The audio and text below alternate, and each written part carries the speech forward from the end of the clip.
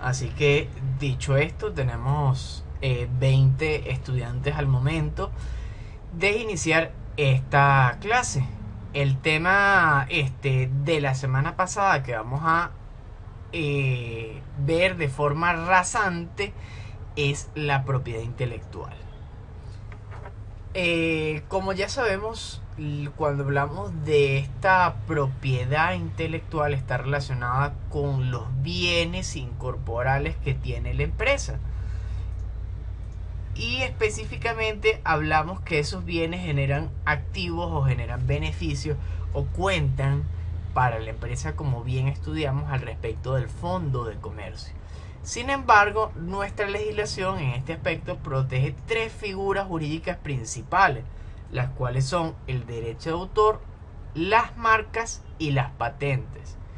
¿Qué ocurre? Cada una de ellas protege distintas cosas, se ubica en diferentes creaciones o diferentes apreciaciones, y adicional a esto pues están protegidas o están asignadas de una manera tanto económica como de una manera moral, como bien debieron haber estudiado. Moral en cuanto a los derechos que ustedes tienen con respecto a esa invención, con respecto a esa imagen, con respecto a esa obra, y derechos económicos con respecto a lo que te permite percibir un enriquecimiento por justamente la creación de estas obras.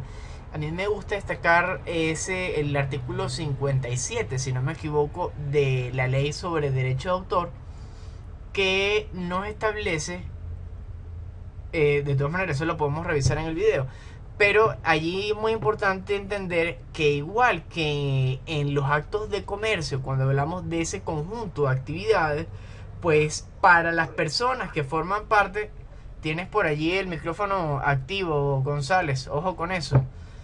Para esa consecución de actos, por ejemplo, en ese restaurante que estuvimos hablando en clase pasada, la mesera no ejecuta actos de comercio propiamente, sino que a través de su actividad ayuda a esa empresa en lo que está haciendo como su actividad comercial. Entonces, del mismo modo, cuando nosotros estamos en un trabajo bajo relación de dependencia, esas creaciones, esas innovaciones, esos diseños, esa imagen que nosotros estamos creando, pues queda en beneficio de la persona para la cual trabajamos. Entonces también allí se entiende esa idea de esa empresa que conversamos en la clase cuarta. Cabe destacar también, antes de pasar de lámina, que las figuras que estamos acá contenidas también están contenidas en otros ordenamientos, solamente que tienen una tipificación, una descripción distinta. Por ejemplo, nosotros en Venezuela tenemos estas dos leyes que nos aplican, que es la de derecho de autor y la de propiedad industrial. Ojo con ese detalle. Estas leyes no han ido evolucionando como deberían, e incluso cuando nosotros estábamos bajo la Comunidad Andina de Naciones nos aplicaban esas leyes que eran mejor para nosotros. ¿Mejores en qué sentido? Los plurales y sinónimos no se entendían como referentes iguales, sino que puedes decir vela y velón y son elementos distintos bajo nuestra legislación, y como ya salimos de la Comunidad Andina de Naciones, ahora nos aplica, y también nos aplica el mismo grado de igualdad para cuando es vela, cuando es velas. Entonces no hay distinción, y se entiende que si ya existe una marca, por ejemplo, una marca registrada con ese nombre, pues no puedes tener una similar, ya que es una de las prohibiciones. Evidentemente no puedes decir que algo nuevo es tuyo si ya existe. Vi que estaban escribiendo por allí, aprovechen de preguntar, no hay ningún problema, y justamente este es tema que va para el parcial y es importante para los temas de simulación que vamos a hacer. Con respecto al derecho de autor, nace con la creación misma de la obra, no la idea per se. Y el registro lo que te brinda es el reconocimiento de que tú eres el padre o el dueño de esa obra. es justamente como establece esa ley de derecho de autor, el derecho que posee el autor sobre sus creaciones. Y claro, como vimos o como deben haber estudiado, tenemos que esas obras tienen que ser específicas. Por ejemplo, el libro de Harry Potter es el libro, la película es la película, el musical que vino después también, cada uno tiene su forma de protegerse, su forma de registrarse incluso. Pérez, correcto. Tenemos que con respecto a a la patente, allí hay diferentes tipos que están señalados. Sin embargo, tanto la marca como la patente están contenidas en la ley de propiedad industrial. Vamos a seguir con el derecho de autor y obviamente aquí otra vez destacan que es la forma mediante la cual las ideas del autor son descritas, ya sea a través de una obra literaria, a través de la música, una composición, un video, o sea, todo eso tiene una forma específica. Y claro, no están contenidas todas las formas porque también se entiende que forman parte de las patentes. Por ejemplo, un dibujo de un componente de una máquina industrial, eso va directo por patente, eso no va por derecho de autor. Entonces, esas obras de derecho de autor son concretamente eso.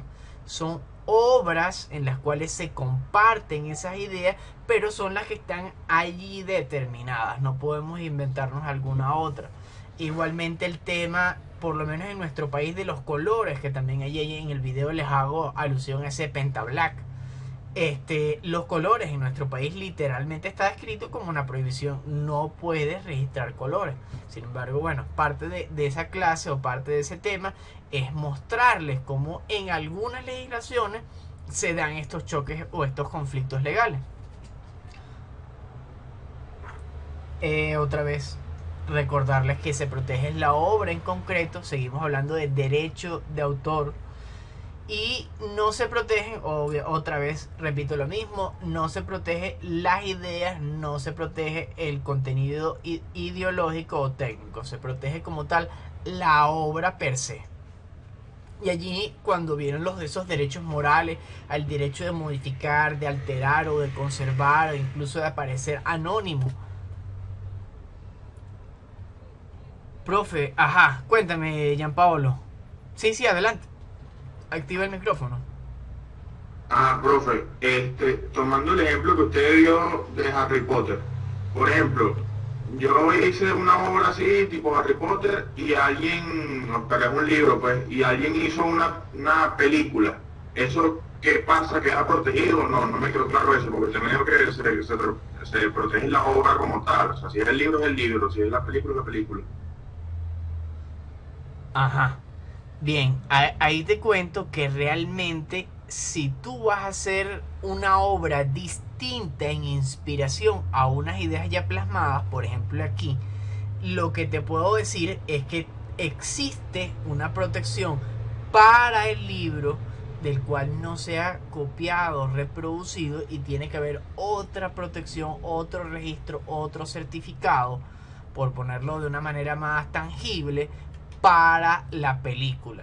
Es decir, que si Oliver Twist, vamos a poner ese caso, que es muy famoso por ser una obra de teatro, cuando alguien tuvo la idea de llevarlo al cine, ¿tuvo que incurrir allí en eso? No.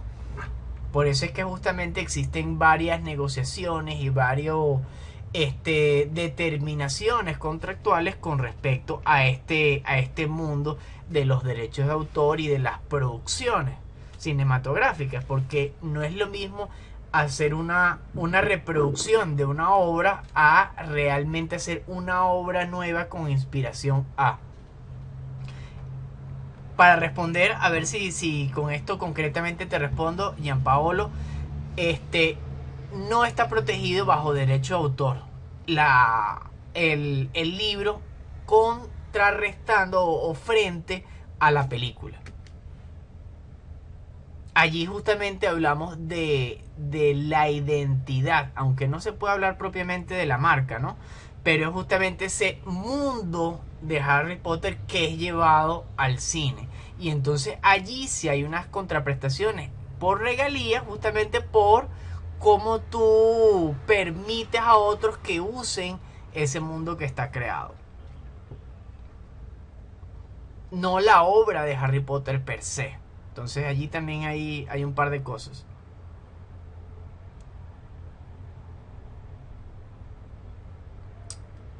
Preguntas por allí, por acá. Porque con eso más o menos cerramos el tema del derecho de autor. Ah, ojo también, que es algo que yo no estoy muy de acuerdo, que este tema del derecho de autor lo que te otorga es ese reconocimiento, ese registro de que tú creaste la obra. Ahora, para hacer valer tus derechos económicos y morales, tú tienes que iniciar un procedimiento ante tribunales mercantiles. Netamente nos vamos a la jurisdicción, netamente nos vamos a juicios, nos vamos a tribunales. No existe como que yo tengo, mira, yo hice eso, aquí tengo mi papel y aquí lo dice, tienes que pagarme tanto. Eso no opera de esa manera.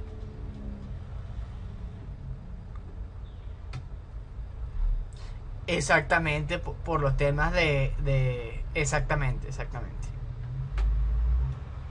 Sí, esa es la autora de Harry Potter. Exactamente. Es el tema. A ver, les leo. En ese caso, también estaría incluido la obra que de por sí no fue escrita por. Pero bueno. Seguimos un poco con marcas. O no sé si hay alguna pregunta adicional con respecto a derecho de autor. Para cerrar ese punto y seguimos. Con respecto a las marcas, como anteriormente estaba comentando Samuel, tenemos que están en la ley de propiedad industrial. En el artículo 27 nos lo define como todo signo, figura, dibujo, palabra o combinación de palabras, leyenda o cualquier otra señal que revista novedad usados por una persona natural o jurídico para distinguir, justamente lo más importante, los artículos que produce, aquellos con los cuales comercia o su propia empresa. Así que la marca nos sirve para crear identidad, imagen de productos específicos. Vamos a ver si tengo por acá productos específicos, por ejemplo el lápiz Mongol, o la idea, la imagen completa de una empresa, por ejemplo McDonald's. Que si yo hago alusión a me encanta, ya saben que esa combinación de palabras nos expresa el lema publicitario de McDonald's. Igualmente aquí aplica si está inscrito en el registro. Tú no tienes una marca realmente a pesar de que puedas tener tu imagen creada. Sin embargo, los derechos que tú puedes percibir a través de esta imagen, los tienes el permiso, tienes la manera de reprocharlos, de exigirlos, es posteriormente a su registro. A diferencia del derecho de autor, que ya desde el momento en que tienes la obra creada, ya se entiende que es tu obra. Y lo que hace el registro es la certificación, la acreditación. En este momento no es tu obra, tú lo puedes estar usando, eso lo pudiste haber hecho tú. Sin embargo, hasta que no esté registrado, no hay ningún tipo de reconocimiento, ni ningún tipo de derecho que puedas hacer valer. Muy importante ese tema, debido a que las marcas tienen una duración de 15 años y posteriormente hay que irlas renovando. Josmari, no se escucha nada. Voy a cerrar el micro y abro de nuevo.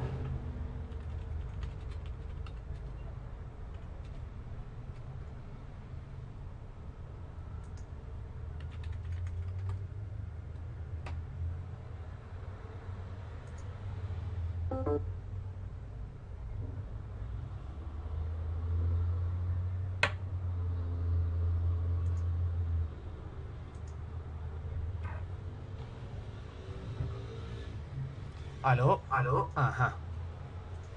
Ajá. Por acá de nuevo. Veo que hay un par de preguntas por acá. Johnny. Profe, si la marca no renueva el registro, otra persona puede registrar ese nombre. Es correcto. Otra persona podría quedarse con ese nombre. De hecho, antes de que llegaran algunas marcas a Venezuela, ya estaban registradas por acá. Para cuando vinieran esas personas, mira, yo voy a registrar mi marca, ya estaba registrada y tenés que comprarle la marca a esa persona. O incluso alquilar el derecho de usar y bueno, un traspaso. Esas son otras cosas que hay que organizar. Sin embargo, bueno, esos son detalles fuera de la clase. Pero es muy importante porque si se pierde el tiempo en el cual puedes hacer la renovación, tienes que solicitar la marca como nueva y hacer todo el procedimiento nuevo. Refresquen. Samuel, exactamente. McDonald's le ocurrió a este caso.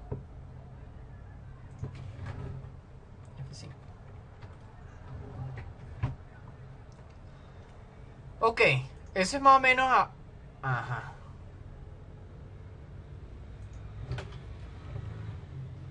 Voy, ya va. Vamos a... You are now muted. You are now unmuted.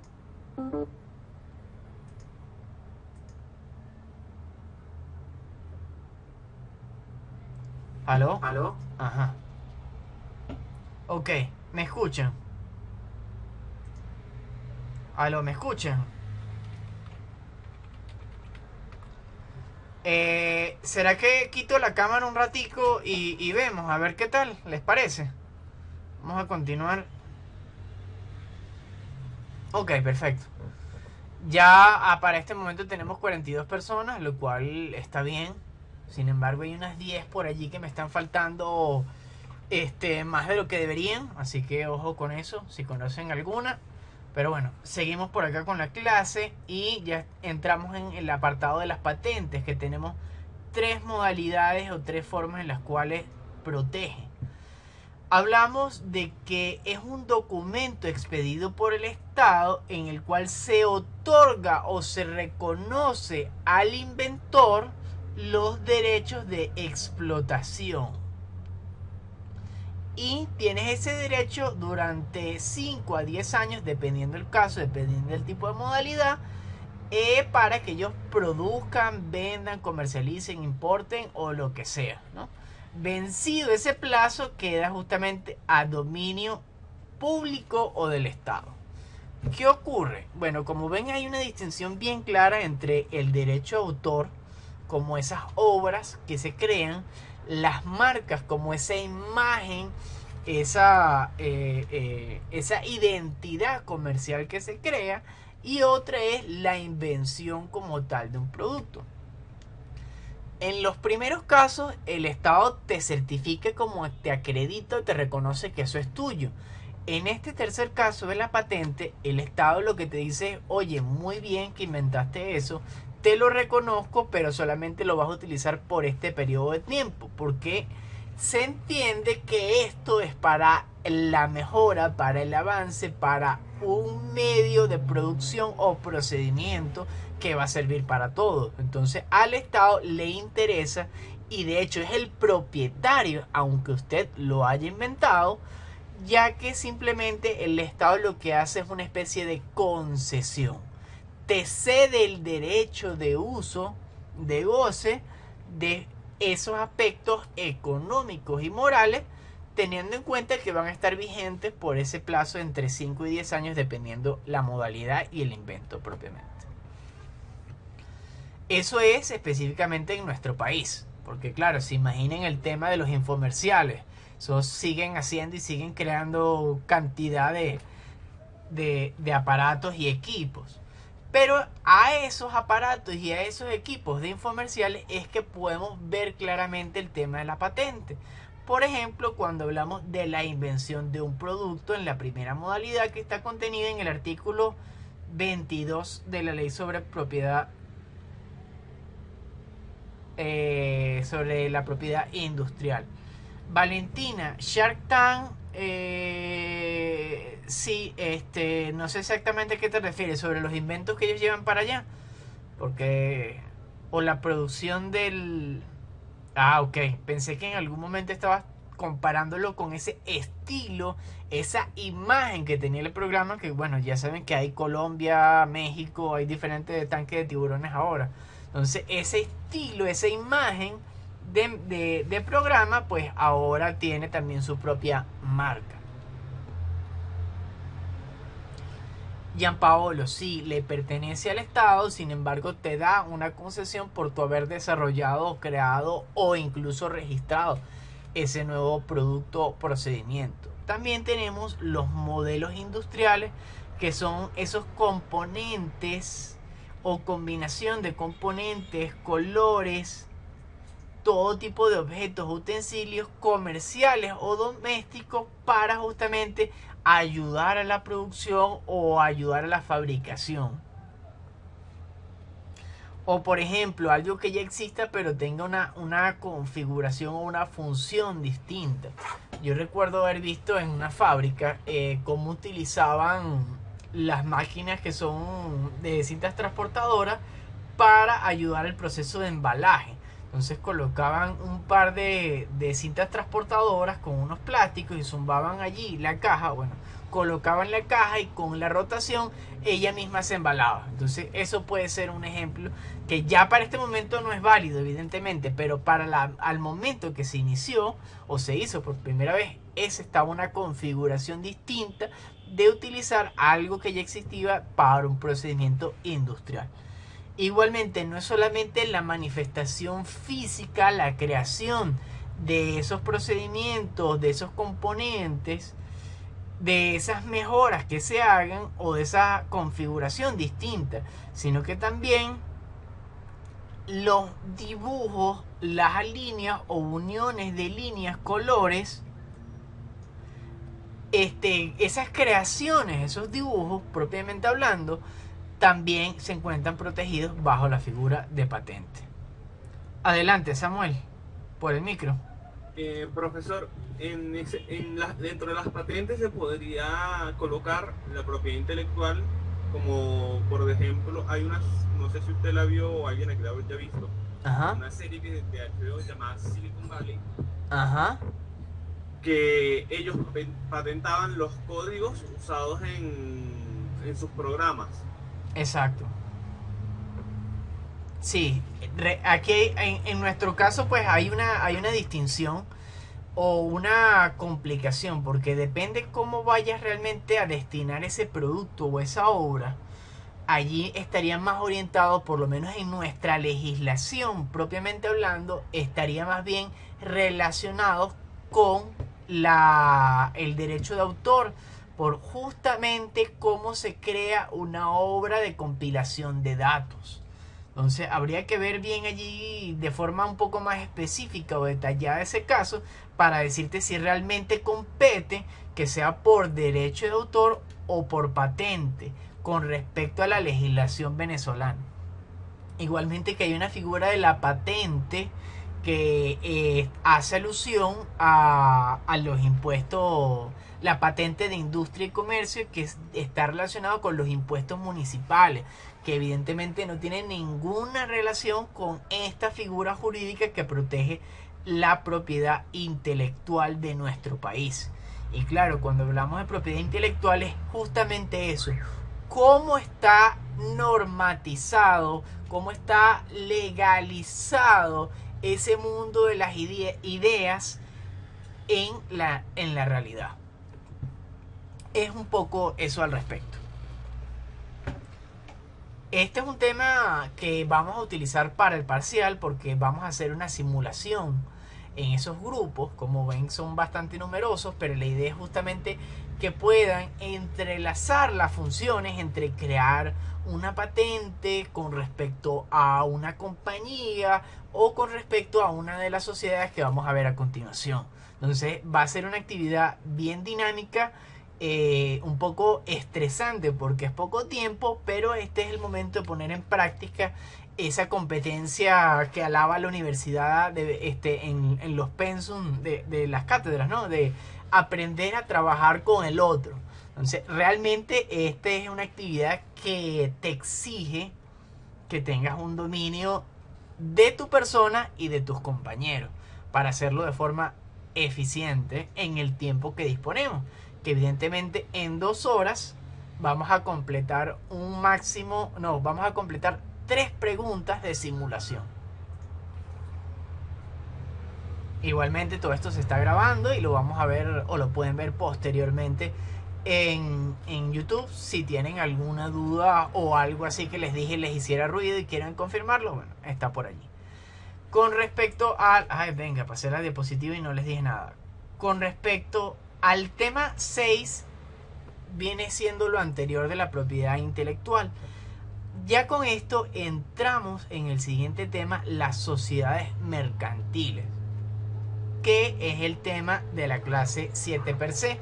Igualmente la tienen allí en YouTube dividido en 2 videos.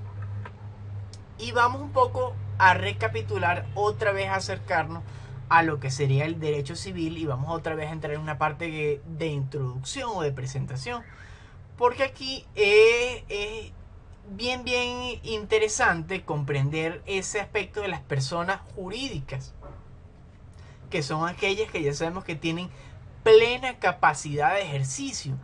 Y existe la distinción entre las sociedades civiles, que conversamos que eran aquellas universidades, aquellas iglesias, aquellas sociedades profesionales o para el ejercicio de actividades profesionales, y las que nos interesan propiamente a nuestra materia, esas sociedades mercantiles.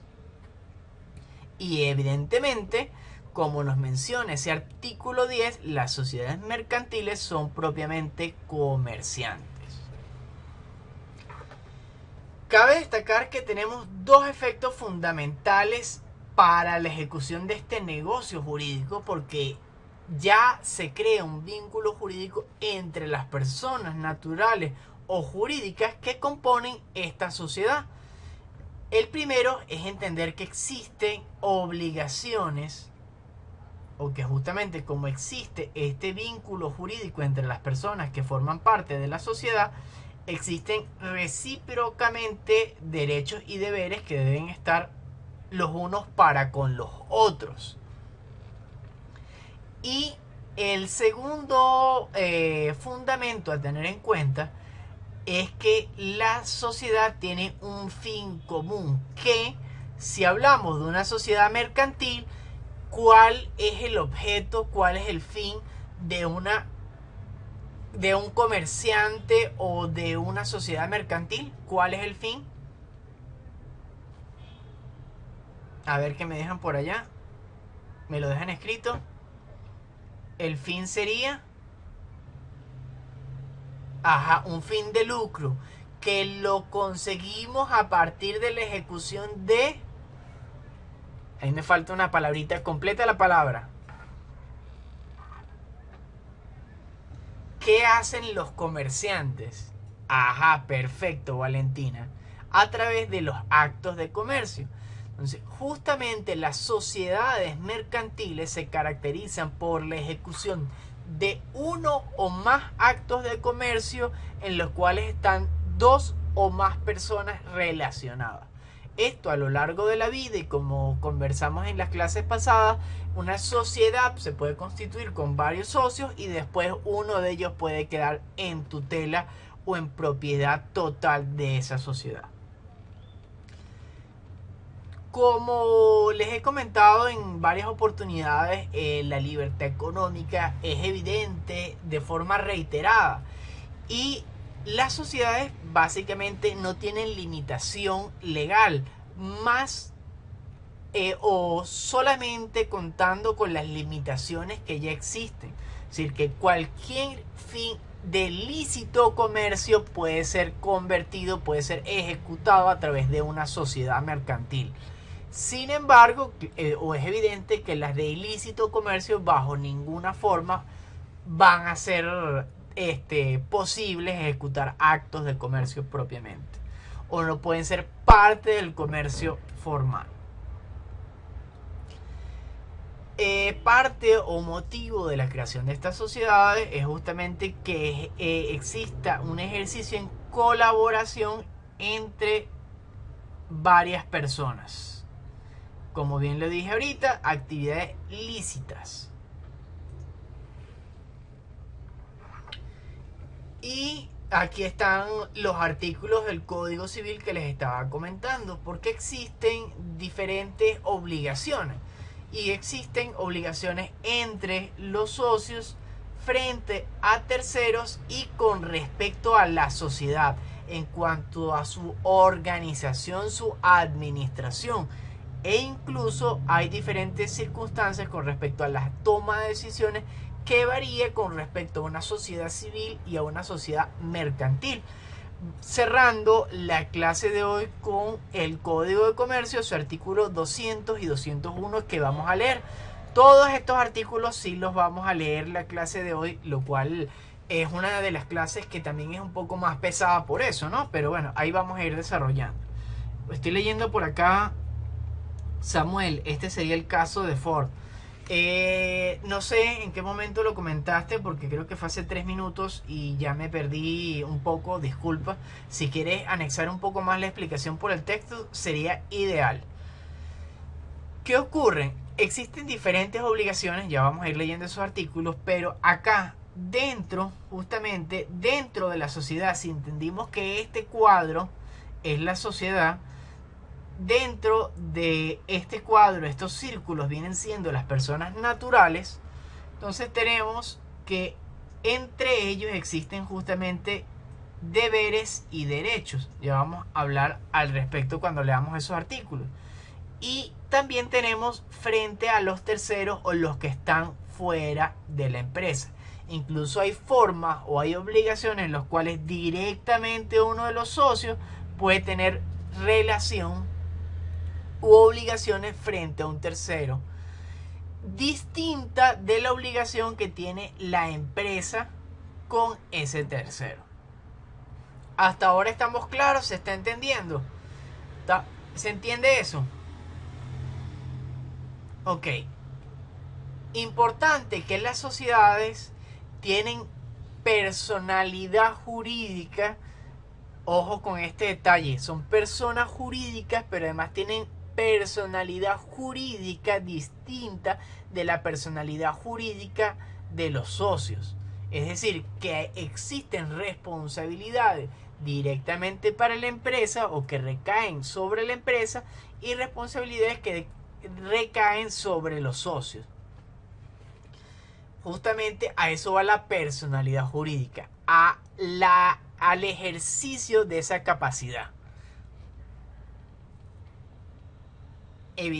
Como saben, las personas jurídicas actúan por medio de sus representantes.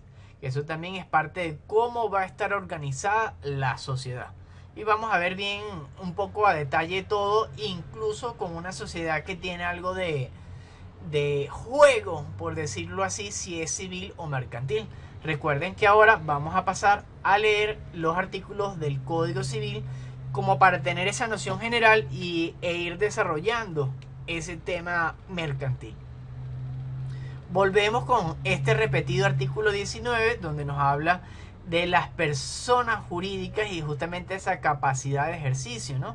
De estar autorrepresentadas, aunque entendemos que esas personas jurídicas no actúan directamente por ellas, sino que tiene que firmar una persona natural representándola o actuando en representación de esa empresa. Ojo, no se confunden con ese detalle. Ya saben que la nación, los estados, las iglesias y las asociaciones, corporaciones, que evidentemente tienen carácter privado. Importante, que aplica tanto para los civiles como mercantiles, el acta constitutiva de expresar el nombre, que ya sabemos que para las mercantiles es la firma comercial, esa obligación determinante, el domicilio, el objeto, el objeto de la asociación, que sabemos que en materia mercantil es los actos de comercio, y la forma en que será administrada y dirigida. Igualmente existe allí un periodo de tiempo para registrarlo. Recuerden que protocolizar es para el registro. Y de esta manera pues se entiende que se constituye válidamente esa sociedad frente a terceros.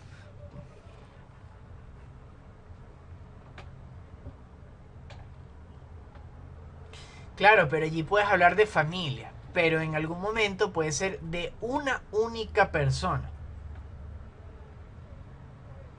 Correcto, Valentina. El objeto son los actos de comercio. A ver.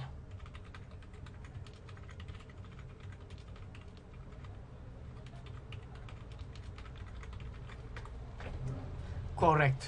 Incluso, bueno, la próxima clase vamos a ver en la compañía anónima y allí vamos a ver también cómo se manifiestan esos objetos. Pero ahorita seguimos con esa representación o con esa introducción con respecto al Código Civil y tenemos el artículo 1649 que les voy a leer por acá. Ajá, vamos a regresarnos por acá, Carlos. Las sociedades, tanto civiles como mercantiles, deben contener el nombre, domicilio, objeto, la forma en la cual va a estar administrada y dirigida. Eso es lo básico para las sociedades en general. Cuando hablamos de las sociedades mercantiles, ya vamos a ver que requieren algunas condiciones o algunos elementos adicionales fundamentales y vamos a hacer los cambios con respecto al nombre, porque en las sociedades mercantiles no hablamos del nombre, sino que hablamos de la firma comercial, aunque en la práctica es el mismo nombre, ¿no? Es como se va a llamar, pero es el término o la forma en la cual está aludida en la ley. Igualmente, cuando hablamos del objeto de la sociedad, cuando nos referimos a una sociedad mercantil, el objeto siempre va a ser uno o más actos de comercio. ¿Correcto por allí? ¿Seguimos avanzando? Justo se desconectó Carlos, que era el que me había dicho que no... Bueno, perfecto. Ok. Qué raro, fíjate que tengo que el mensaje anterior todavía como desconectado y te asignó como una configuración diferente de usuario. Bueno, ni modo. El artículo 1649 dice: el contrato de sociedad es aquel por el cual dos o más personas convienen en contribuir cada uno con la propiedad o el uso de las cosas o con su propia industria a la realización de un fin económico común. Ahí tenemos la definición per se de la sociedad, con todos los elementos determinantes, ¿no? El cual habla de dos o más personas, habla de un convienen, que es el acuerdo de voluntades, habla de los aportes que cada uno va a ejercer, ya sea con la propiedad, con el uso, es decir, con el derecho de uso de las cosas o con el trabajo que ellos mismos aporten. Y esto varía en cuanto a las sociedades, tanto civiles como mercantiles, porque incluso hay diferentes grados de participación, de composición y de responsabilidad, que también vamos a ver la próxima clase. Sin embargo, bueno, seguimos desarrollando. 1651, directamente sobre las sociedades civiles, nos dice: adquieren personalidad jurídica y tienen efecto contra terceros desde que se protocoliza el respectivo contrato en la oficina subalterna de registro público de su domicilio, es decir, del lugar donde se encuentra.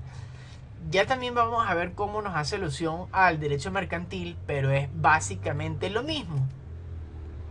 Las sociedades mercantiles como comerciantes existen desde el acuerdo de voluntades de las partes.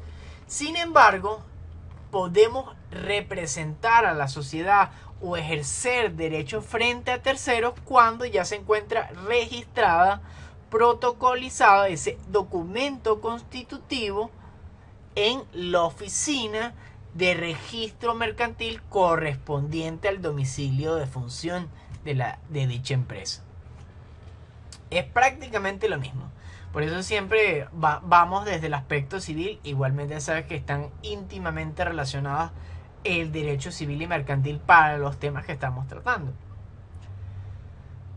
Igualmente, única y exclusivamente existen las formas de sociedades que están establecidas en nuestros códigos y sociedades mercantiles.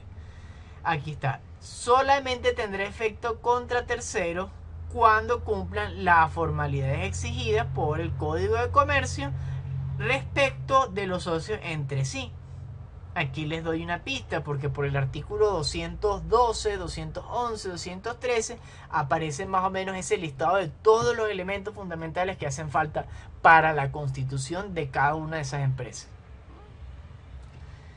Y como ven es exactamente lo mismo, ¿no? Incluso ahí las formalidades ya vamos a verlas cada una, o por lo menos los de la compañía anónima en específico, que son los más importantes, ya que la compañía anónima es, como me gusta decir, la reina del comercio en Venezuela.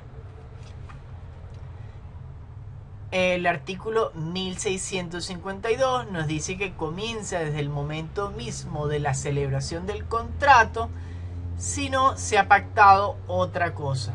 Eso con respecto a cuándo nace la sociedad. Nace desde el acuerdo de la voluntad de las partes. Y el registro, esa certificación que te otorga, es justamente para hacerla valer frente a terceros.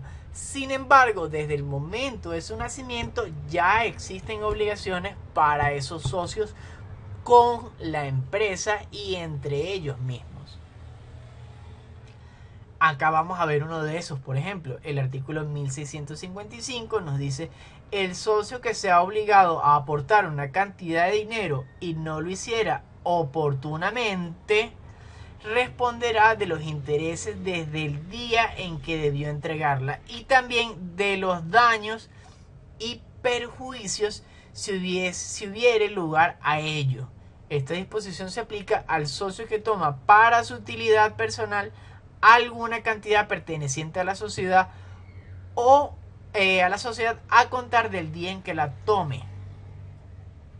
Es decir, que esa personalidad jurídica también nos ayuda a entender que son bolsillos distintos, o por lo menos creo que es fácil verlo así, como bolsillos distintos las personas de la empresa. Uno no puede estar simplemente metiendo la mano en ese bolsillo, metiendo, sacando, porque cada uno tiene consecuencias entre ellas y responsabilidades entre ellas. Supongamos que vamos a hacer el caso de un caso práctico por acá, para que les quede. Ajá, ya vamos a hacer un caso de ese artículo 1615.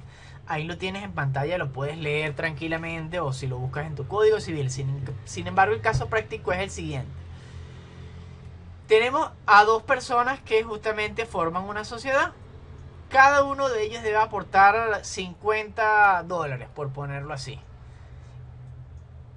¿verdad? Entonces cada quien le corresponde la mitad de la sociedad, que vale 100. La persona que consiguió o que aportó esos $50, realmente entonces a la sociedad solo tiene disponible $50, ¿verdad? En este caso, esa persona consiguió vamos a decir, un embarque de celulares o lo que sea, o X producto, que va a conseguir 100 unidades a $1 y cada unidad está cotizada en el mercado en $3. Es decir, que con $100 podrías hacer $300. ¿Eso está clarito hasta el momento? Ocurre que como este socio no aporta a la sociedad los 50 que le están faltando, esta empresa, aquí es el caso que no hizo el aporte de forma oportuna, entonces en este caso la empresa acaba de perder un contrato de $300. Y aquí está justamente produciendo, a ver, me perdí, un daño y perjuicio a la empresa. Entonces, este socio que no aportó los $50, este socio de acá arriba, que no aportó los $50, pues ahora no solamente debería pagar los 50, sino que también debería pagar los 300. ¿Eso está claro?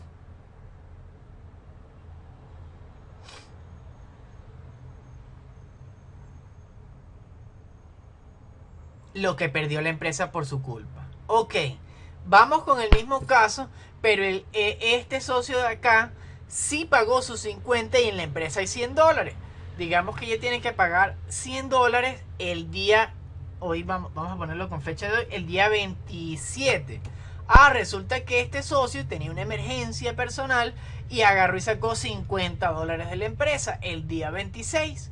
Entonces, en este caso, hacemos alusión a la segunda parte del artículo. Es el segundo caso. Ocurre exactamente lo mismo, que por él haber dispuesto de ese capital que no le correspondía a título personal, sino a la empresa per se, pues también debe responder de los daños y perjuicios que cause.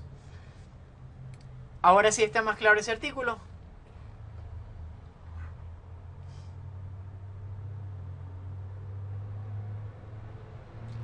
Miren, aquí está repetido no sé cómo se me colió, pero seguimos.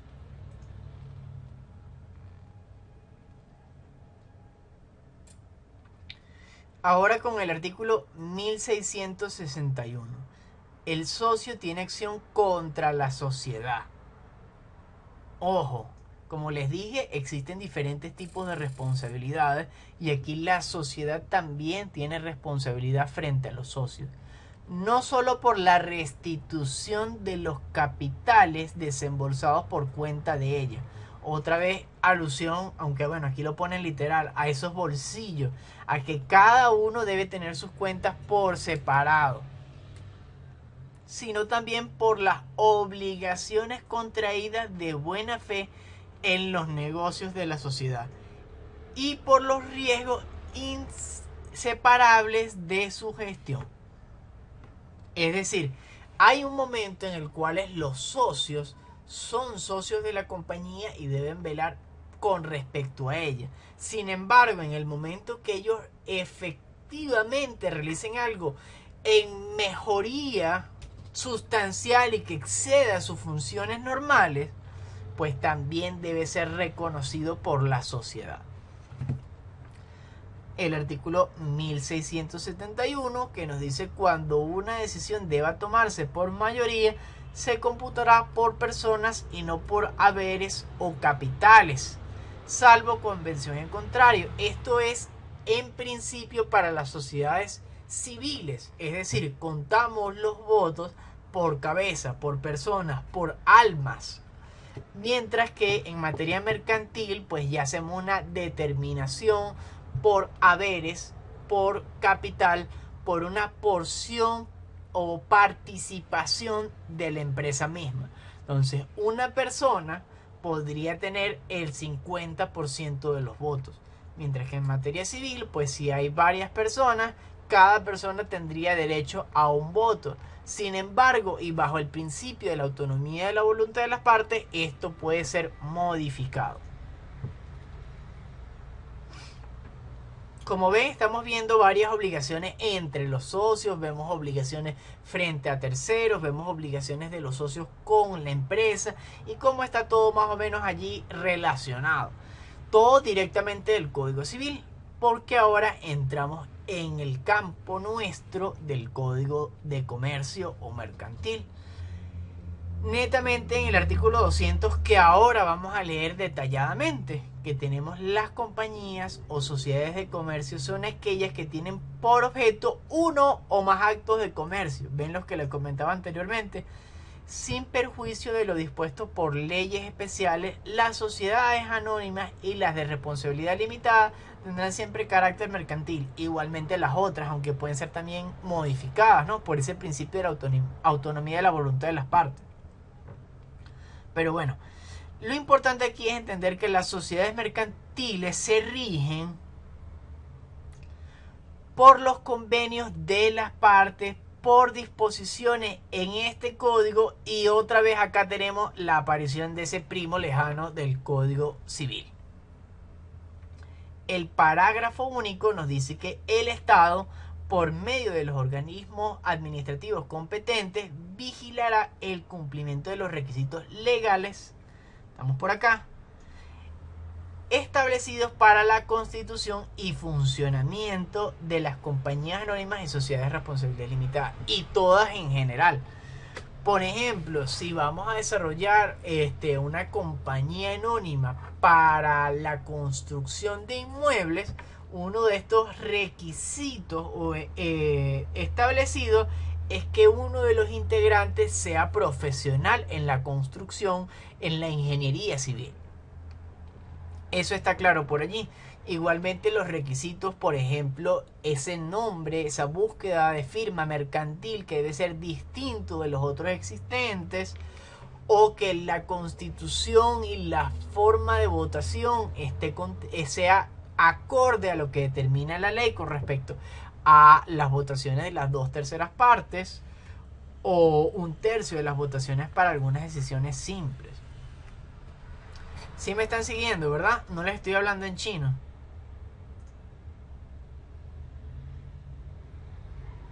Ok.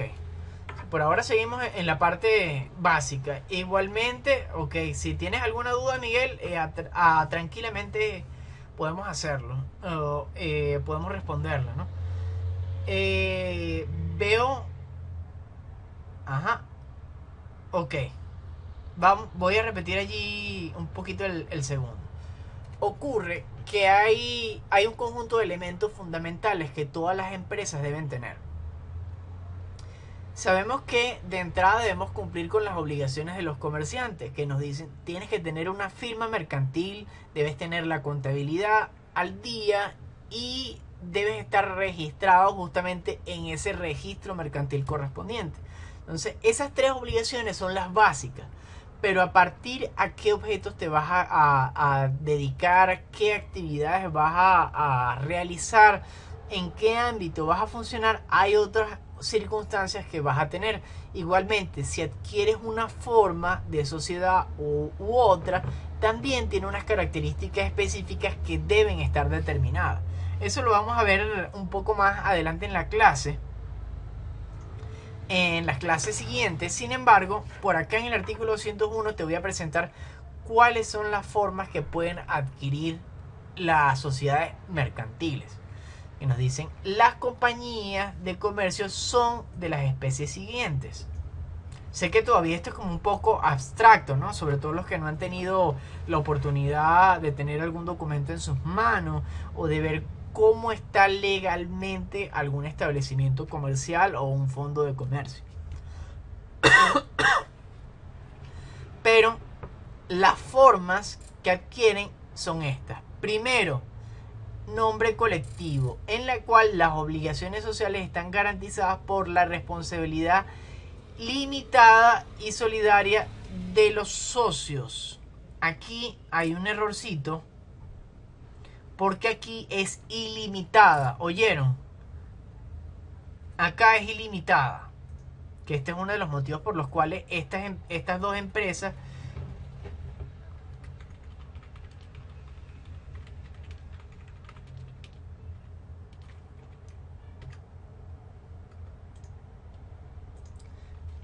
es ilimitada,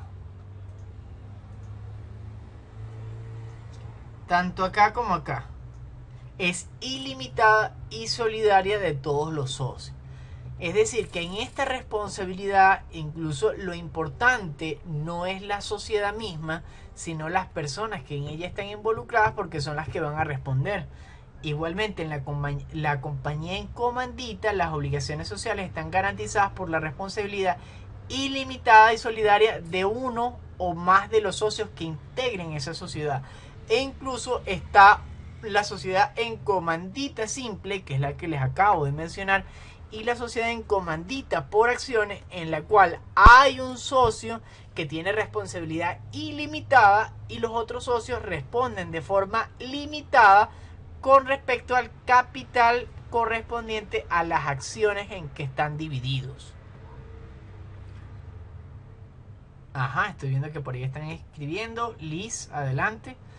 Igualmente tenemos en el punto 3 la compañía anónima, en la cual las sociedades están garantizadas por un capital determinado y en la que los socios no están obligados sino por el monto de su acción.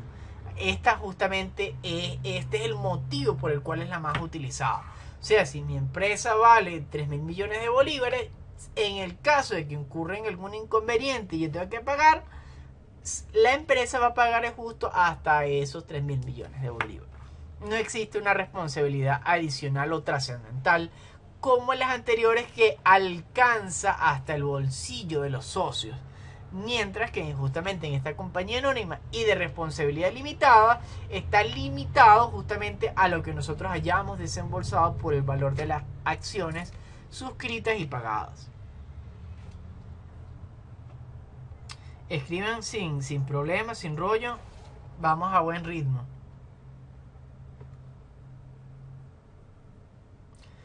Los intereses no tienen que ver, lo que pasa es que estas son acciones simples, no son acciones de bolsa de mercado que generan las utilidades, digamos, de forma periódica. A estas también generan con respecto a la actividad de la empresa y es realmente lo mismo, solamente que no están al escarnio público ni están disponibles para todos. Cuando veamos un poco también de los derechos de preferencia de los accionistas, van a entender también un poco más eso cuando tengamos propiamente cada uno de esos elementos descritos más adelante.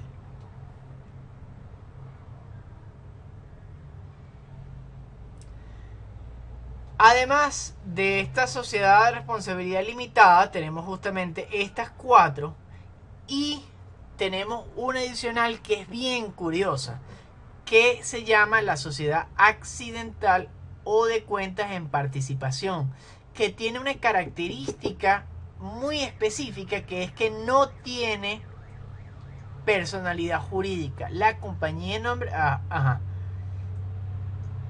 tiene personalidad jurídica, lo que significa que esta sociedad no tiene un bolsillo distinto o responsabilidad distinta de la misma que detentan sus participantes o sus socios. Ahorita vamos a ver detalladamente ese tipo de sociedad, que es por donde vamos a iniciar. Cada una de esas 5 que están allí las vamos a estudiar, incluso una sexta que está allí como en el aire. Ajá, Valentina, ¿no entendiste? Ajá, las cuentas en participación no las entendiste, ¿verdad?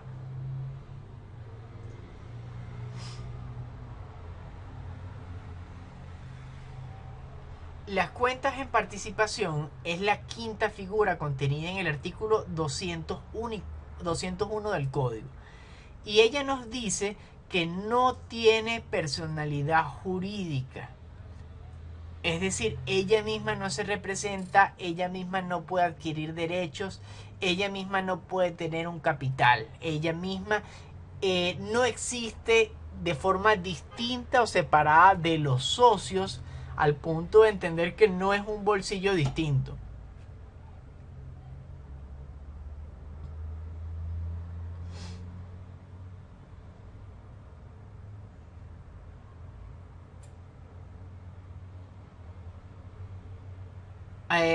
A ver, ya vamos a ver, Valentina, justamente porque el siguiente punto o el siguiente tema a desarrollar o pestaña está directamente relacionado con las cuentas en participación. Voy a leer un poco acá las otras. Esas acciones, María, esas acciones de las cuales me estás comentando, tienen que ver con el valor. En las compañías anónimas, la empresa tiene un valor, un capital determinado. Y ese capital está dividido en acciones, las cuales cada una tiene su propio valor nominal. que en conjunto o en sumatoria deben llegar al total de ese capital de la compañía. Ahora, Liz, estoy leyéndote y dice, o sea, el socio que tiene 450 acciones a un valor nominal de tanto y un socio 2 de 300 a un valor tanto, ese artículo se refleja en la parte en el registro mercantil. Sí, estoy leyendo justo eso, Miguel. ¿Qué ocurre allí? En ese documento constitutivo, justamente vamos a poner el caso de la compañía anónima, que es la que maneja acciones o que está dividido su capital en acciones. Les explico rapidito que eso también va para la siguiente clase, que vamos a ver la compañía anónima. Pero el punto es que esas acciones están divididas en un capital determinado, como está allí planteado. Entonces, esos requisitos que nos establecía el artículo 1600 y pico de que conversamos, nos dice que tiene que cumplir con todas las características, con todos los requisitos de ley. En este caso, los requisitos para la compañía anónima es que su capital esté dividido en acciones y que el capital, que el valor de todas esas acciones determinen el capital total.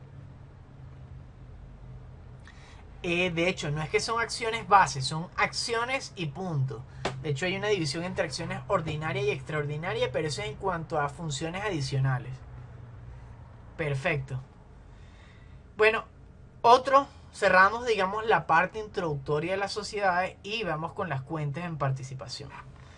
Me van a dar un minutico mientras busco un poco de agua y regreso y entramos en la materia. Ya vengo.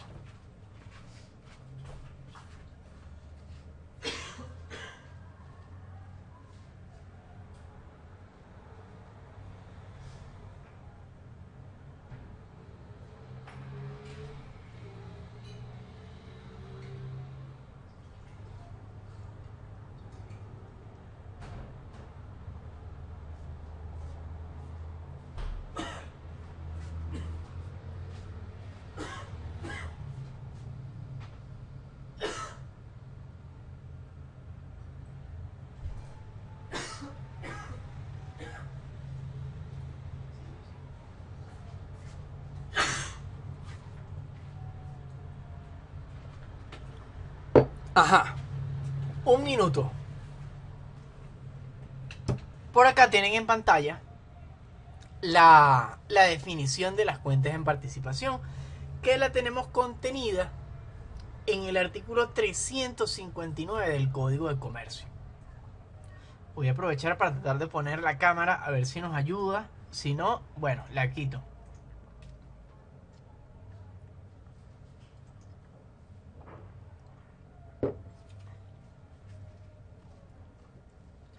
Si se llega a cortar el audio o algo, me avisan. Si se fastidia.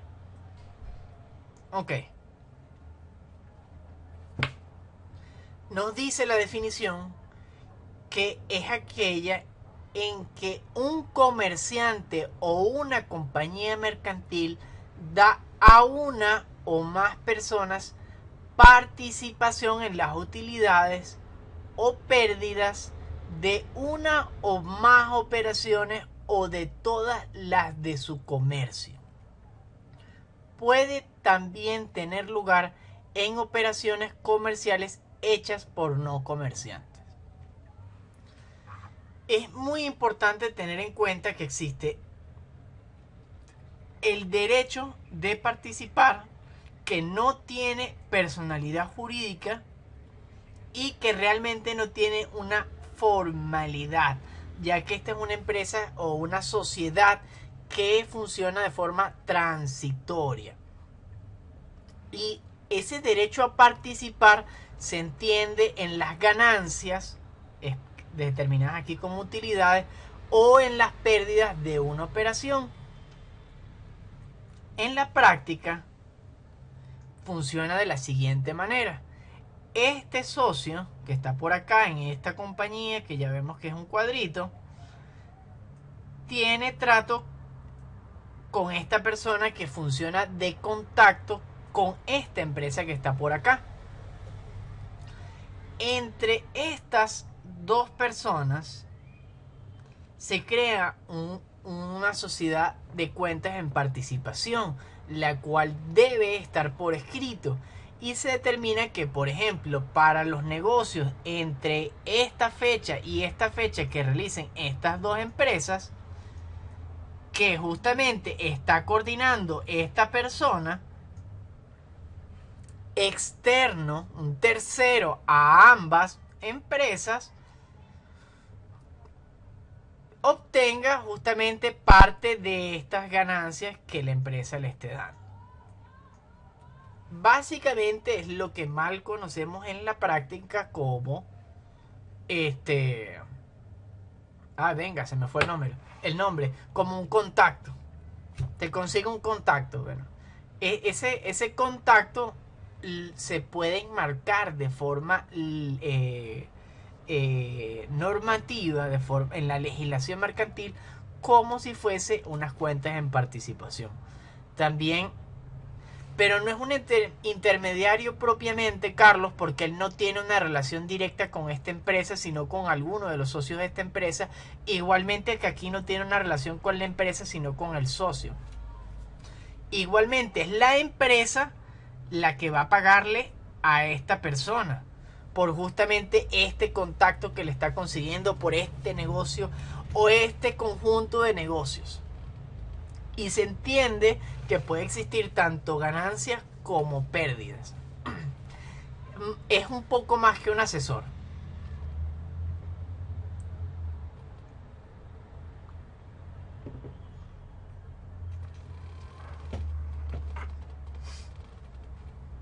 Veo que por las preguntas que me están haciendo están entendiendo, solamente que les resulta un poquito complicado dividirlo de lo que ya conocen, lo cual está muy bien porque tienen bien claras las figuras jurídicas básicas que estudiamos en el primer corte. Vamos a por acá, Valentina.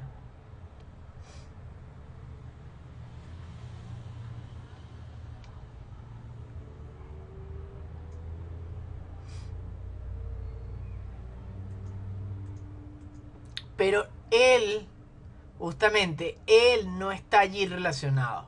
Fíjate, vamos a leer otra vez la definición. Un comerciante o una compañía mercantil, da a una o más personas participación en las ganancias o pérdidas de una o más operaciones o de todas las de su comercio, que es por este caso en particular, para que vean una relación de esta persona que hace algo, a pesar de que realmente lo único que está diciendo es: mira, llama a este fulanito que está aquí, toma el número, cuadra, porque esto que estás vendiendo tú, él te sirve para comprarlo y lo puedes vender a este precio. Y mi ganancia, la ganancia de tanto por ciento me lo vas a dar a mí. Eso es todo lo que esta personita hace.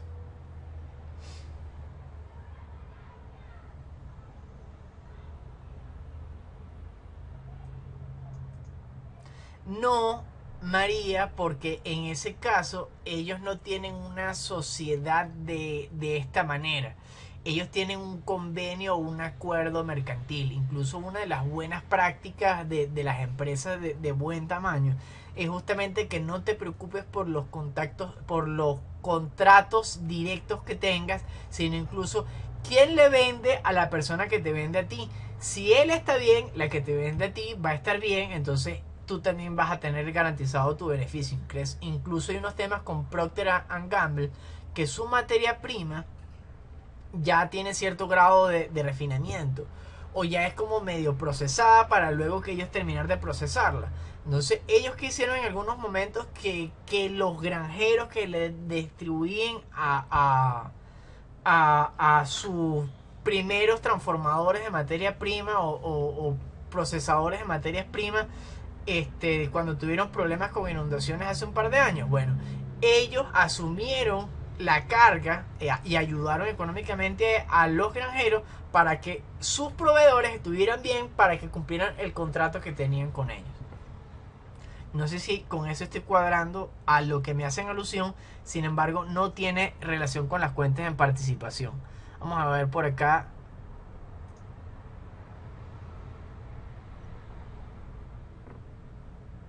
María. Santa Teresa no. Carlos, sí, puedes utilizar el micro. El producto. Ah, ¿te refieres a las tiendas de referidos? Tampoco tiene que ver porque ahí sí hay una relación directa y no es una sociedad de esa manera. Cuéntame. Profe, yo decía lo, tipo lo de Amazon, la pregunta que puse ahí con Amazon, el cliente y una compañía donde se encuentra el producto, ¿sería más o menos así? Lo que pasa es que ya ahí existe un convenio, un acuerdo, un contrato sobre ese artículo, sobre un conjunto de artículos. No es lo mismo, por ejemplo, si lo vemos con Mercado Libre. Ya existe una relación entre esas partes. Aquí realmente el punto como tal es este.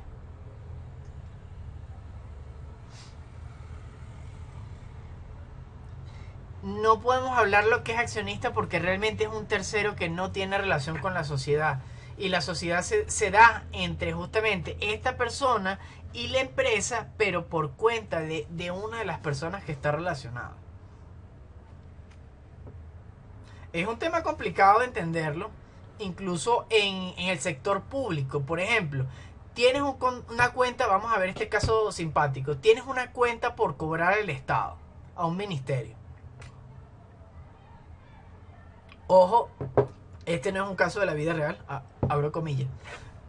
Tienes unas cuentas por cobrar al Estado. Vamos a decir que son $10,000. No consigues forma de cobrar esos $10,000. Pero te consigues con una persona que te dice, mira, yo te voy a comprar esa deuda, esas cuentas por cobrar, yo te las voy a comprar. Y te las voy a comprar en $5,000. Tú agarras y dices, bueno, mejor 5,000 que no tener nada. Fino. Y esa persona tiene un contacto para cuando él presente esa cuenta por cobrar, a él sí le van a dar esos $10,000. De allí él está funcionando justamente, bueno, allí hay una venta de derechos clarita, ¿no? Pero en ese caso, digamos que tú condicionadamente vendes esa cuenta de $10,000 para que te den $1,000 a ti como adicionales presentándolo tú. O mejor dicho, a ver, lo que pasa es que enredé el caso, disculpen. Consigues a esa persona que te dice, mira, si presenta la factura en este momento, te van a pagar los $10,000 y de allí a mí me vas a dar $2,000. Y en esas consideraciones, cuando el Estado te paga tus 10,000, allí hay una cuenta en participación con esa persona que te ayudó a cobrar esa factura. Entonces, para allá van $2,000 y tú como empresa recuperaste $8,000 que tenías de cuentas por cobrar. Como les dije, ese es un caso nada parecido a la realidad. ¿Sí se entendió ahora? Ya con nuestras circunstancias más cotidianas, ¿sí es más visible?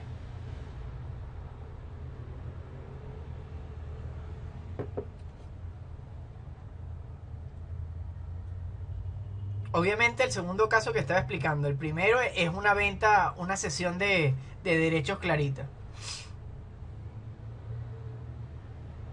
Ok, bien. Seguimos avanzando. Tenemos que los elementos determinantes son que las partes tengan capacidad, que el objeto sea específico, determinado, ya saben, por un conjunto de actos, que sean X cantidad de actos, o este acto en concreto. Igualmente tienen que ser de lícito comercio. La responsabilidad en este caso está limitada a las ganancias y pérdidas específicas de esos actos y no puede haber otra cosa. Y el contrato debe constar por escrito. No existe ningún otro tipo de formalidad, aunque la recomendación es que por lo menos el documento sea autenticado para acreditar en qué fecha y quiénes los están firmando.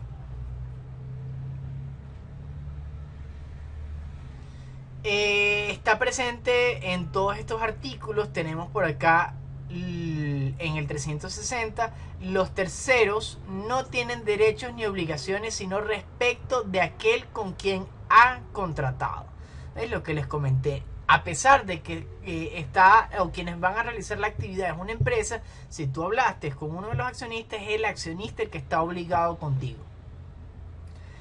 Igualmente en el artículo 362, en el caso de quiebra de esta empresa, los participantes tienen derecho a ser colocados en el pasivo, es decir, se reconoce esa deuda que tienes con el accionista dentro de los pasivos o fondos de la empresa. Vale, ahora, por allí me van a dejar en el chat qué significa el artículo 362, aunque acabo de decirlo a grosso modo, pues que era un poco una definición un poco más técnica o una respuesta más técnica de qué significa el artículo 362. Si pueden relacionarlo con algún otro artículo, practiquen, por decirlo de una manera, una respuesta con la estructura de respuesta que hemos venido trabajando. Vale, ¿estamos claros por allí? Déjenme colocar por acá. Y me responden por allí por el chat para agregarlo a participación.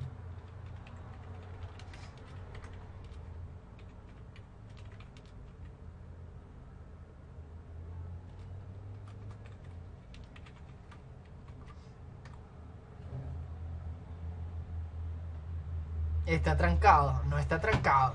Es más o menos lo mismo que estaba explicando, solamente que quiero ver cómo terminan de organizarlo.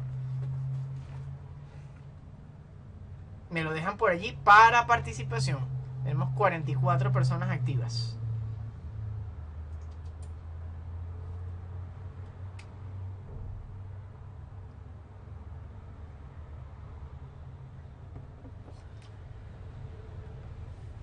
Igualmente tenemos por acá el artículo 363, en el cual hablamos de la convención de las partes, que es determinante teniendo en cuenta los elementos fundamentales que vimos. Por ejemplo, que las partes tienen que tener capacidad, que tiene que ser de lícito comercio.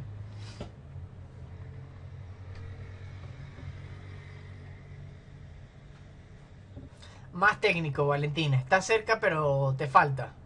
Se los leo. Les voy a leer el 362 nuevamente. En el caso de quiebra, los participantes, que son los socios de las cuentas en participación, tienen derecho a ser colocados en el pasivo de los fondos con que han contribuido, en cuanto a estos excedan de la cuota de pérdida que les corresponda.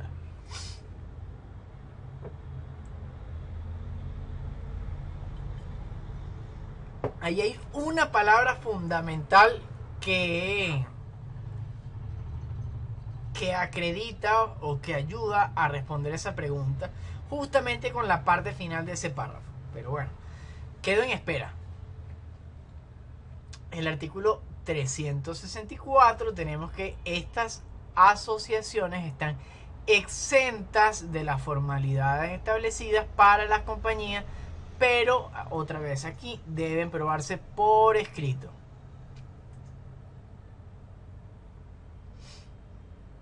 Y se me movió.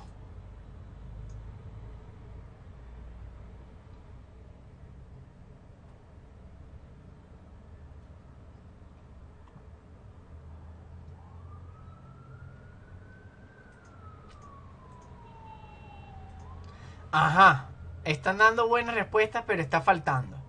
La parte final de ese artículo habla de que no solamente existen ganancias, sino que también existen pérdidas para los participantes. ¿Qué ocurre en ese caso? Hay una palabrita, una figura que cruza esas cuentas.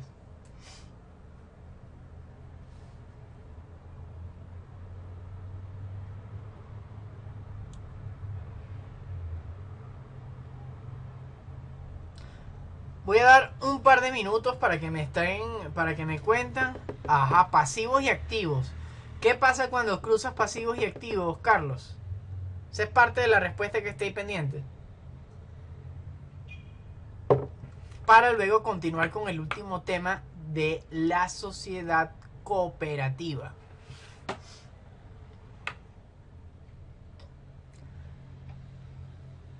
Ajá. No. Bueno, veo que no estaba tan clara la pregunta. Les recuerdo, a ver dónde está esa pregunta que anoté por acá. Ajá. ¿Qué significa el artículo 362? Que, ajá, a utilidad neta, va por ahí. Que cuando una sociedad que quiebra y tiene una cuenta en participación, ese participante que tiene tanto créditos por cobrar como deudas que pagarle a la empresa, él va a ser incluido en los pasivos de dicha empresa, pero debe restituir al patrimonio la pérdida que tuvo, por lo cual hay una compensación entre lo que la empresa le debe y lo que él le debe a la empresa. Ajá, exactamente. Ahora sí se entendió un poco más ese artículo, ¿verdad? Bien. Entramos a la sociedad cooperativa, que es una figura casi mística por cómo se ha venido transformando a lo largo del tiempo, ¿no? Y quizás místico es hasta decir poco, porque hasta definiciones o ideas jurídicas nuevas con ella. Por acá tenemos el artículo 353 del Código de Comercio. Ojo con este detalle que nos dice: todo lo relativo a las sociedades cooperativas se regirá por las leyes especiales y sus reglamentos. Pero están aquí contempladas, contenidas directamente en el Código Mercantil, sobre todo en esa parte o en ese conjunto de sociedades mercantiles, o justo al final de las sociedades mercantiles. Y tenemos esta ley especial de cooperativas que está asociada en LESAC, Ley Especial sobre Asociaciones Cooperativas, que fue creada, impulsada por el fallecido presidente anterior de la República, ¿no? Parte de sus objetivos para contribuir con la sociedad misma. El artículo 1 nos dice: la presente ley tiene como objeto establecer las normas generales para la organización y funcionamiento de las cooperativas. Ahí está. Justamente, ¿cómo va a funcionar las cooperativas? Como establezca la ley. ¿Qué nos dice la ley? Mira, esta ley va a tratar única y exclusivamente de cooperativas. Y nos dice que tiene como finalidad disponer los mecanismos de relación, participación e integración de los procesos comunitarios con el sector público, privado, económico, social y participativo, con respecto a las empresas de carácter asociativo que se gestionan de forma democrática. Esto es más o menos, o en su conjunto, es una cooperativa. Uy, qué feo me salió. Ajá.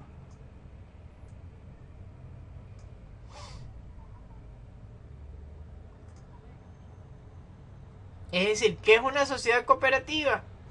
Bueno, son asociaciones abiertas y flexibles de hecho, fíjense en este detalle, y de derecho cooperativo, cosa que antes no existía y que ahora tenemos una definición de derecho cooperativo mismo, de la economía social y participativa, con un carácter autónomo y de personas que se unen mediante un proceso y un acuerdo voluntario para hacer frente a las necesidades y aspiraciones económicas, sociales, culturales, comunes para generar bienestar integral, colectivo y personal, por medio de justamente estos procesos y empresas de propiedad colectiva o cooperativa gestionadas y controladas de manera democrática. Ese es su artículo 2.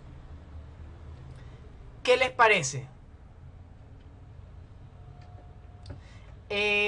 Carlos, esta ley de LESAC, la ley de asociaciones cooperativas, ley especial sobre asociaciones cooperativas, esa es la ley como tal que nos ayuda a definir y es esta que estamos trabajando. Ahora, con lo poco que conocen, ¿esto les suena a materia mercantil? ¿Les parece que aquí hay un ánimo de lucro de alguna forma? ¿Verdad? Pareciera que no. Sin embargo, ¿por qué estaba presentada dentro del código mercantil? Y bueno, aquí habla de aspiraciones económicas, ¿no? Eso quizás tenga algo que ver. Vamos a ver, vamos a seguir estudiando este punto.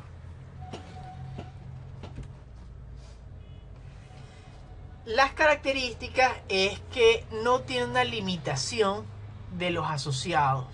Tampoco ahí existe un capital determinado o expreso. Puede tener un capital mixto en el cual varía con respecto a los aportes, varía en cuanto a la participación o el trabajo, y aún así puede tener alguna determinación mínima como un capital suscrito, que solamente sirva de referencia o de fondo de la empresa, distinto de fondo de comercio, por cierto. Los excedentes se distribuyen sobre la base de las operaciones y trabajos que los socios hayan aportado. Una justa distribución de la riqueza.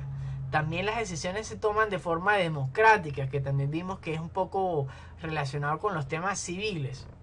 Y lo fundamental es esa necesidad o esa satisfacción que se genere en la sociedad. Sin embargo, ellos hablan de unos actos cooperativos. Tienen sus propios actos de comercio, que ya vamos a ver un poco definidos cómo están. Como ven, ahorita tiene sus matices o sus toques civiles y sus toques mercantiles, ¿no? Es un poco como complicado. Quizás ahorita es como muy claro que es civil, pero ya vamos a ir viendo.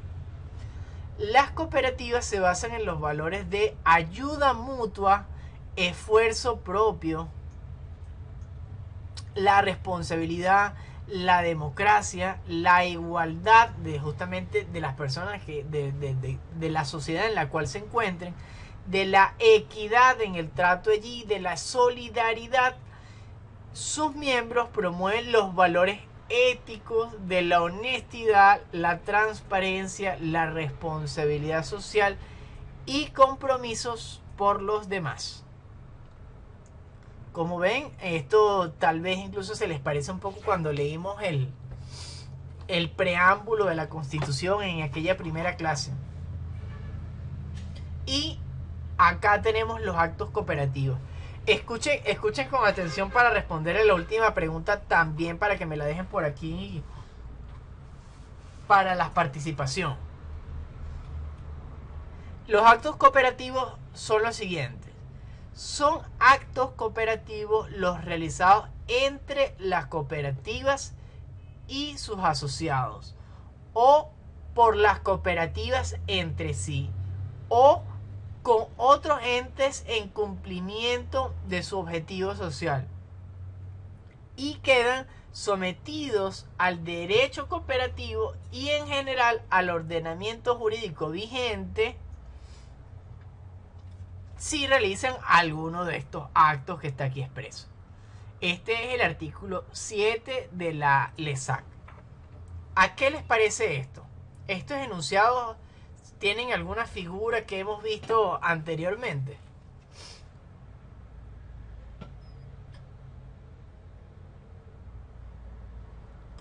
Y cualquier tipo de acto de comercio, o hay algunos en particular, sobre todo unos que hablaban en un código que ya no utilizamos.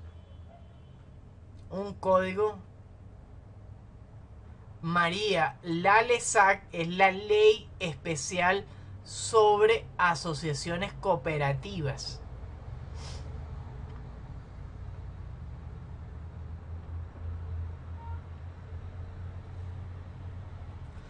Ajá. Solamente he visto dos respuestas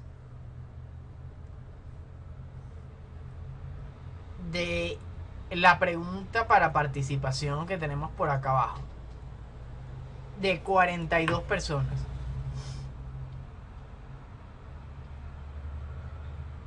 Eso significa que a pesar de que están por allí, no están presentes.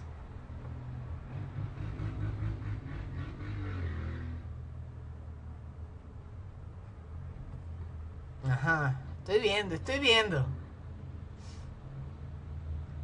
Eso es lo que discutía con un profesor en estos días. Profe, realmente que usted tenga allí en la plantilla completa de alumnos no significa que ellos realmente estén presentes en la clase. Pero bueno. Menos de 10 respuestas y 41 personas actualmente.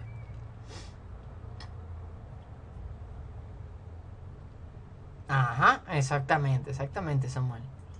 Bien.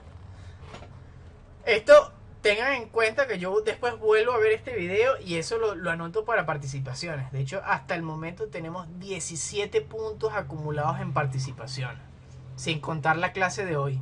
Todas las demás contadas, ya incluida el foro de la clase anterior, ya esa también está incluida en las participaciones. Ajá. Las cooperativas tienen el acuerdo para constituir una cooperativa, se materializa en un acto formal, es decir, que se crea un documento con unas características y requisitos determinados, realizando una reunión de asociados fundadores en la que se aprobarán los estatutos o documentos constitutivos, es lo que establece el artículo 9. Si el registro no tuviera observación de carácter legal, es lo que les dije, los registros pueden hacer anotaciones, pueden hacer requerimientos adicionales, lo registrará. La cooperativa se considerará legalmente constituida y con personalidad jurídica a partir de ese momento. Como ven, es igual que las sociedades mercantiles, la cual nace en un momento y es posterior cuando se registra que adquiere el carácter frente a terceros. No veo que hayan escrito más nada. No sé si tienen algunas dudas o algo, aprovechen.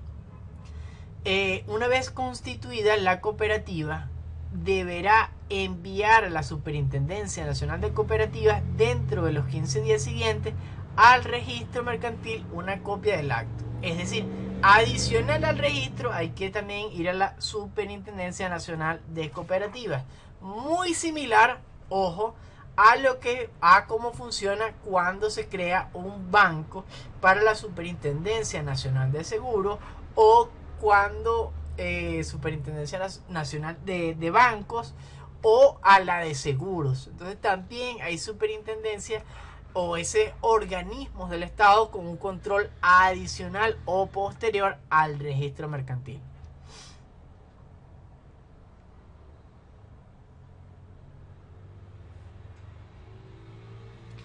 Es posible que alguna urbanización esté organizada a través de cooperativa para funcionar.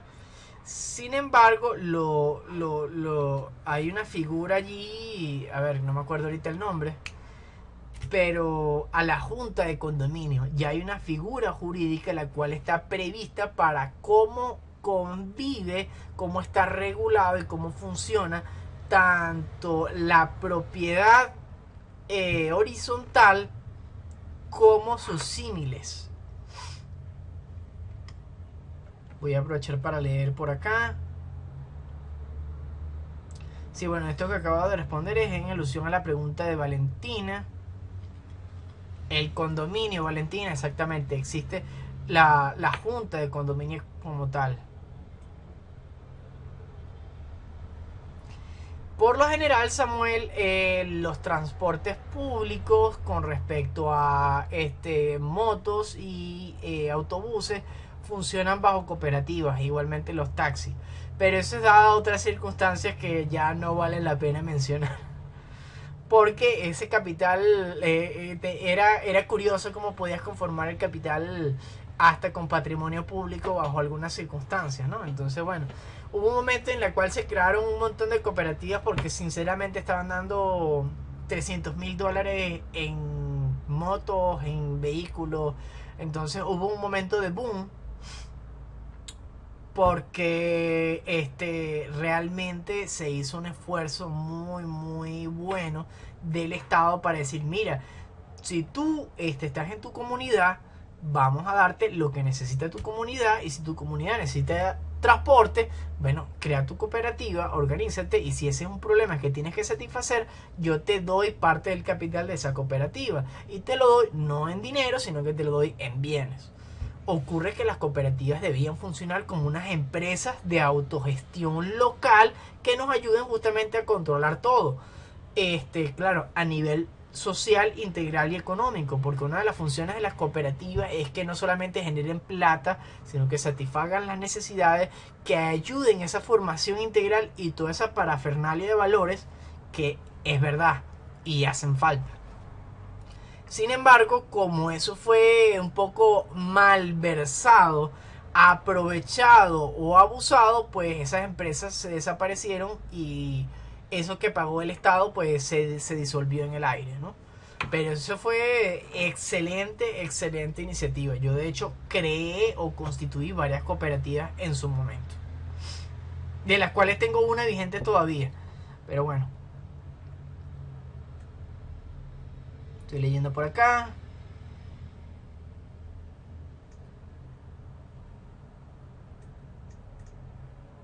Sí, Valentín, es posible que hayan decidido adquirir esa forma jurídica para llevar sus cuentas y todo.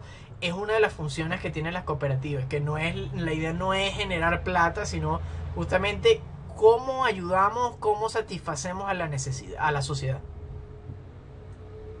Exactamente, Valentín. No te había leído esa última parte. Pérez, adelante. Disculpe, en ese caso se podría incluir por lo menos. Yo vivo en Quito. Ajá. Y al salir de mi urbanización se creó un sistema de transporte público que va desde Quito hasta Antímano, Ruiz Pineda, Ajá. que eran unos GICs, que todos fueron otorgados por el gobierno. Sería justo ese caso, si no me equivoco, ¿verdad? Es justo, ese es un ejemplo de los que más o menos ha funcionado, que se ha mantenido, por decirlo de una manera. Porque bueno, o sea, que den a una 50 motos. Y claro, la mayoría de los casos eran en bienes, pero hubo otros en que eran en directo en importe. ¿Cómo que no funcionan los gypsies? Si todavía hay gypsies. Es más, de hecho cuando yo estaba en la universidad habían algunos temas de voluntariado, que recuerdo que hice Teatro UCAP. Allí ellos tenían la Fundación Mediatia y ellos coordinaban con esos GICES de Antímano y subíamos a las comunidades a dar justamente clases de teatro, artes escénicas y esos temas. Entonces, no me digas que no funcionan. Si yo tengo aquí la cola de transporte, tengo una bomba de gasolina a 1 kilómetro y esto es una cola de puros GICES y autobuses. Ay, no me digan eso. Ni eso se ha mantenido, no me digan. Otra línea, bueno, puede ser. A ver, seguimos por acá avanzando con la clase, que estamos un poco cortos de hora, lamentablemente. Bueno, estamos bien. Igualmente, algo importante que hizo el Estado, mira, quedan exentos del pago de todos los derechos de registro y demás. Entonces tú hacías tu sociedad, mira, relajado. Igual ahorita como las pymes, las pequeñas y medianas empresas, que también están exentas del pago de impuestos, por lo menos a nivel general, no municipal, pero bueno, eso es otro detalle. Ya terminando el artículo 13, y fíjense esta estructura, porque esta se repite también para las sociedades mercantiles en gran medida. Son los elementos fundamentales que debe contener el estatuto.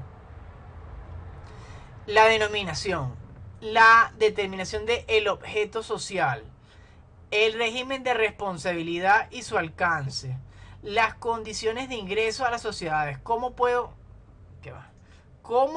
yo formar parte de esa sociedad? Igualmente, las formas en las cuales va a estar organizado, la coordinación y control de la empresa, las atribuciones de los asociados, es decir, si va a tener un presidente, un tesorero, Todos esos detalles. Las normas para los que van a representar a la empresa tanto judicial como extrajudicialmente. Las modalidades de toma de decisiones, aunque sabemos que en principio es democrática, aunque por lo general es como mixta, ¿no? Los que trabajan en X cosas pues van a tener un voto adicional además del que les corresponde, entonces van a votar por 2 y así sucesivamente. Seguimos con el artículo 13. Tenemos las formas en las cuales se va a organizar el trabajo cooperativo, porque también creamos una definición de trabajo cooperativo como si fuesen actos cooperativos y hacemos esa integración del derecho cooperativo. Tenemos las formas en las cuales se va a desarrollar la actividad educativa, porque se entiende que cada uno de los socios va a ayudar a la comunidad. Entonces tienen que formarse para y formar a la comunidad también. De hecho, allí había unos temas con algunos ejemplos que sí, cómo lavarte las manos. Entonces ven ese montón de gente cómo te enseñaban a lavarte las manos. Bueno, ahorita también es algo que es evidente con el tema del COVID y un poco de la seguridad, ¿no? Pero eso claro cuando la ejerce una sociedad cooperativa en su localidad. Igual el régimen económico, cómo va a tener esa actividad económica, cómo va a estar distribuida, cómo va a ser su capital de inversión, cuánto va a gastar de lo que ingresa, cuánto va a guardar o qué fondo va a hacer que se mantenga, ¿no? Y claro, ¿cómo va a ser su ejercicio económico? El ordinario, que funciona al 1 de enero y 31 de diciembre, o el extraordinario, que puede variar. Eso igual lo vamos a ver en la próxima clase. Las normas sobre la integración cooperativa, de cómo va a interactuar la cooperativa con otras cooperativas de su localidad. Los procedimientos para hacer la reforma o modificación de sus documentos constitutivos o estatutos. Los procedimientos para la fusión, para la terminación, para la disolución o liquidación de las cooperativas también deben estar contenidas en ese documento. Igualmente, el régimen disciplinario para las personas que crean faltas o incurren en algún delito o amonestación dentro de esa sociedad cooperativa. Voy un pelito rápido, pero me alcanzó el tiempo. El carácter democrático está establecido también o reiterado en el artículo 27, que dicen que se tomarán las decisiones de forma democrática. La potestad de cada organización de optar por formas democráticas de consenso, votación o mixtas, que son las más utilizadas en realidad, se establecerán también en esos estatutos. Y con eso terminamos la clase del contenido de hoy. Y esta que está por acá es una pregunta que me van a entregar en un informe que se habilita, ya está programado desde el día de mañana hasta el día jueves. Sí, hasta el día jueves antes de la clase. Es un informe de un par de páginas donde deben responder esta pregunta. Porque como ven, he dado un poco de pie a que sea mercantil y un poco de pie a que sea civil. La idea es que ustedes terminen según cómo vean en esta clase, según lo que lean allí en el contenido que está en módulo 7, que me ayuden a terminar de definir o ver si está claro para ustedes si es una sociedad civil o una sociedad mercantil.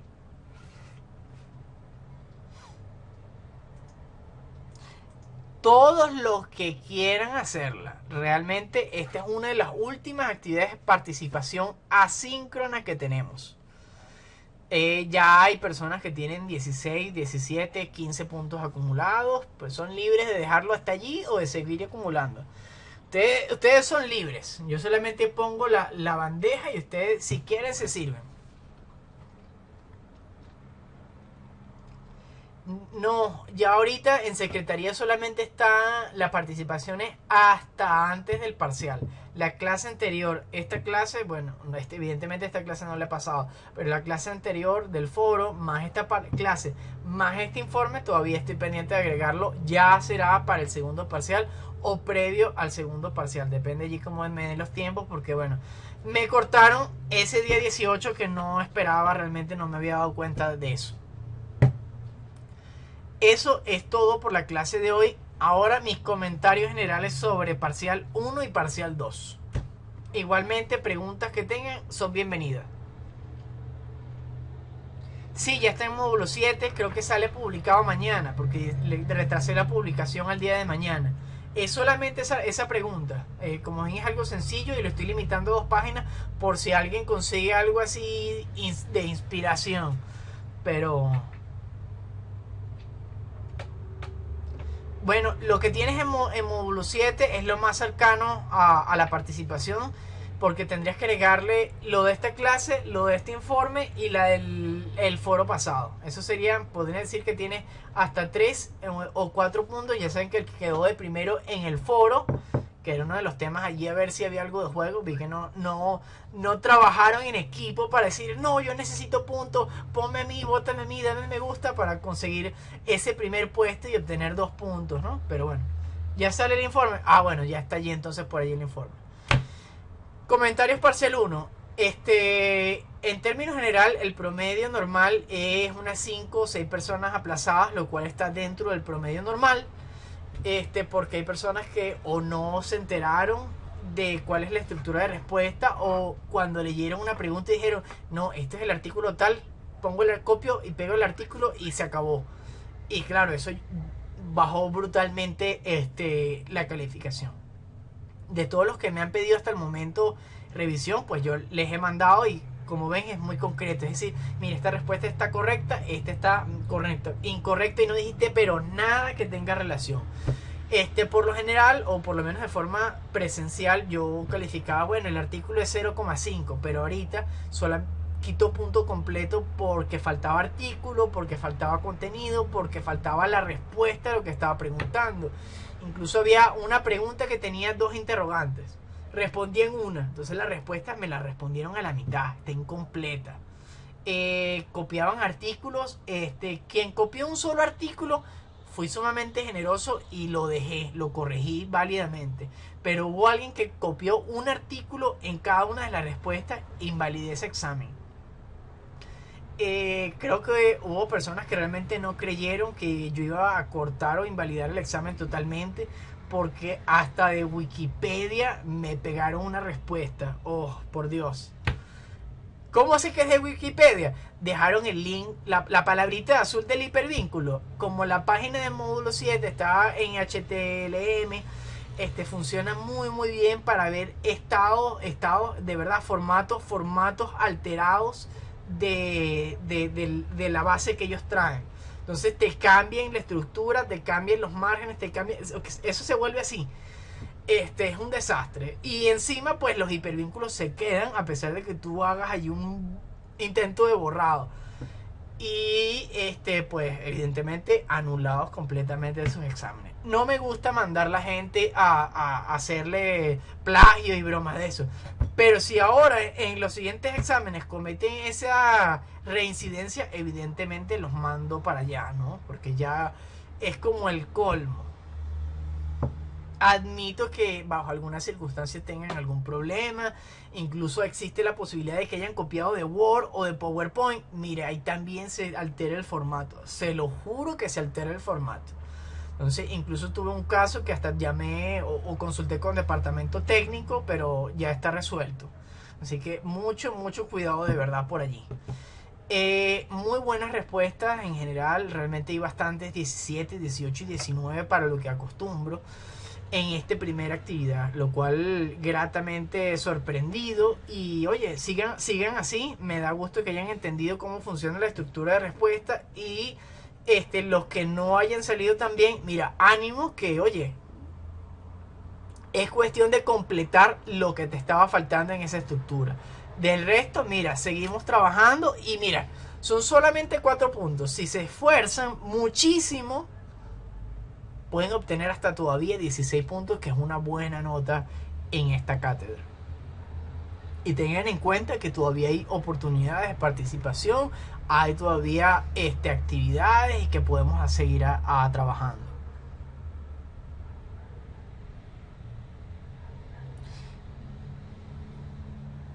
Respuesta, Liz, no entiendo a qué respuestas específicas te mencionas.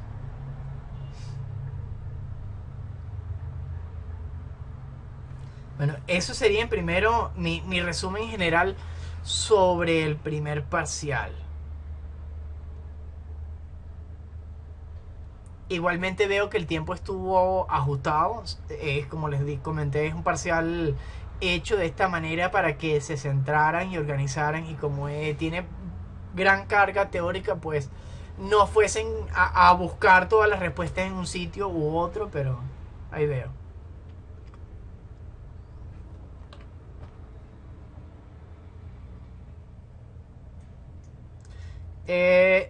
No acostumbro a desbloquear ese aspecto porque en un par de semestres ya me quedo sin preguntas. No confío mucho en esa capacidad de interacción entre algunos semestres presentes, futuros y pasados, entonces realmente no desbloqueo. Ese parcial no. Ese parcial no desbloqueo la respuesta. Incluso quien quiera una revisión personalizada, como les comenté, coordinamos una hora y yo incluso le podría fotografiar algunas de sus respuestas y se las mando. Sus respuestas, no las preguntas.